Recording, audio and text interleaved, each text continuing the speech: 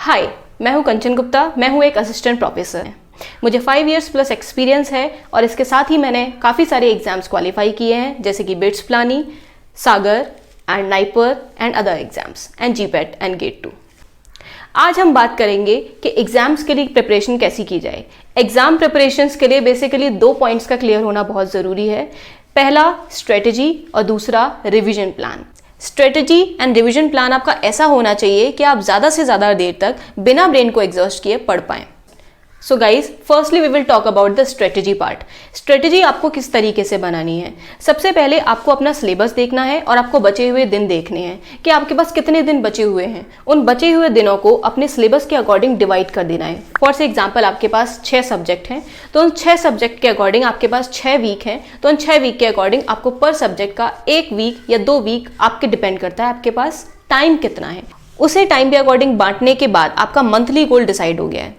अब इस मंथली गोल को आप क्या करें, आप इस मंथली गोल को अपने वीकली गोल में कन्वर्ट करें कि आप एक वीक में क्या कवर करने वाले हो। उसके बाद आप वीक के बाद आप उसे एक दिन में कन्वर्ट करो कि आप इस दिन में क्या पढ़ने वाले हो। ओके, सो इस तरीके से आप अपने गोल को चंक बाय चंक में बांट देंगे और आपको समझ में आएगा कि आपका गोल कैसे अचीव होने वाला है। इस प्रोसेस में स्टूडेंट्स ध्यान रखें कि अपने आप को बहुत ज़्यादा एग्जॉस्ट ना करें। कई लोग अपने आप को बिल्कुल भी वक्त नहीं देते हैं।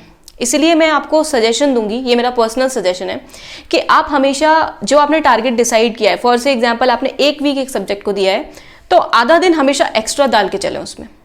उसकी वजह से क्या होगा कि अगर आपके पास कुछ ऐसी कंडीशन आ भी जाती है जिस वजह से आपका आधा दिन वेस्ट हो गया, या किसी दिन आपकी तबीयत ठीक नहीं है, या किसी दिन मान लीजिए आप बहुत ज़्यादा एग्जॉस्टेड फील कर रहे हैं, आप थोड़ी देर का गैप लेना चाहते हैं, उस केस में वो जो हाफ डे है वो आपका एडजस्ट हो जाएगा और आपको ओवर स्ट्रेस फील नहीं होगा।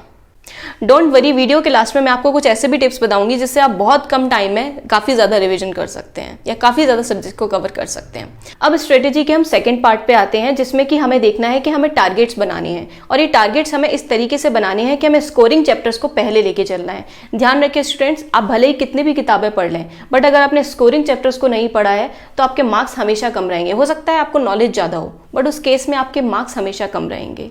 तो इसलिए हमेशा स्कोरिंग चैप्टर्स को प्रायोरिटी दें, स्पेशली जब आपके एग्जाम्स आ रहे हैं, क्योंकि कई बार ऐसा होगा कि आप पूरी किताब पढ़ते पढ़ते इतना ज़्यादा थक जाएंगे कि आप स्कोरिंग चैप्टर्स को पीछे छोड़ देंगे और तब आपको जिन टॉपिक से मार्क्स मिलने चाहिए थे आप वो छोड़ चुके होंगे और आप इतने एग्जॉस्ट हो चुके होंगे कि आप पढ़ना ही नहीं चाहते हैं। स्कोरिंग के लिए दूसरा टिप है कि आप प्रीवियस ईयर्स के क्वेश्चन पेपर्स को ज़रूर देखें। प्रीवियस ईयर्स के क्वेश्चन पेपर में ये बहुत ज़्यादा ज़रूरी होता है स्टूडेंट्स कि आप कभी कभी ऐसा होता है कि जो इंपॉर्टेंट टॉपिक्स होते हैं आप खुद से जज नहीं कर पाते हैं, तो उस केस में आप 2-3 तरीके अपना सकते हैं। या तो आप अपने टीचर से पूछ सकते हैं कि कौन कौन से टॉपिक्स इंपॉर्टेंट हैं, या फिर अगर मान लीजिए आपके पास वो फैसिलिटी अवेलेबल नहीं है या टीचर नहीं बताना चाहते हैं या फिर आपका उनसे इंटरेक्शन नहीं है, तो इस केस में आप क्या करें, अपने दोस्तों से पूछें कि लेक्चर के समय जो अक्सर कर टीचर बताते हैं कि कौन सा टॉपिक इंपॉर्टेंट है, वो आपको पता चल जाएंगे।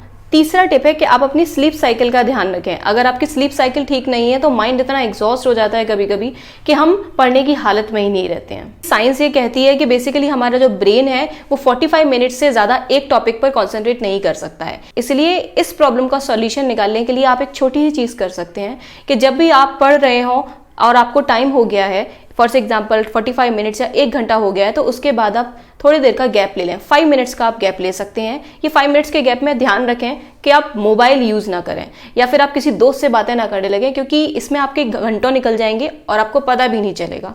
तो इसलिए आप इस 5 मिनट में या तो टहल सकते हैं या फिर आप किसी अच्छे म्यूजिक को एंजॉय कर सकते हैं या फिर आप कोई और काम कर सकते हैं जिससे आपको थोड़ा सा मूड लाइट हो जाए।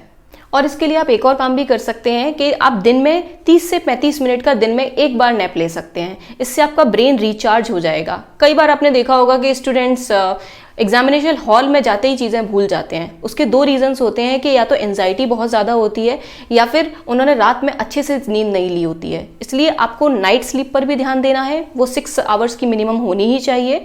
उसके साथ ही आपको ध्यान देना है कि आप बीच बीच में पावर नैप लेते रहें। अब हम अपने चौथे टिप पर आते हैं, जो कि हमारा रिवीजन। इसके लिए स्टूडेंट मैं आप लोगों को सलाह दूंगी कि आप लोग इसके किसी भी टॉपिक के जिसके बारे में आपको ज़्यादा क्लियरिटी चाहिए या जो आपको रिवाइज करना है और जो आप ऑलरेडी पढ़ चुके हो, उसके लिए आप छोटे छोटे वीडियोस देखें।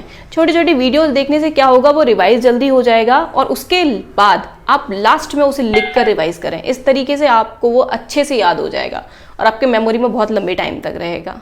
Okay students, thank you very much for watching this video. अगर आपको ऐसे ही वीडियो या फिर मोटिवेशनल वीडियो चाहिए तो मेरे चैनल को सब्सक्राइब करें और नीचे कमेंट करके मुझे ज़रूर बताएं कि आपको एग्जाम की किस चीज़ से सबसे ज़्यादा डर लगता है। मैं जानती हूँ ये मार्क्स हैं, बट फिर भी आप मुझे बताइएगा। Thank you so much.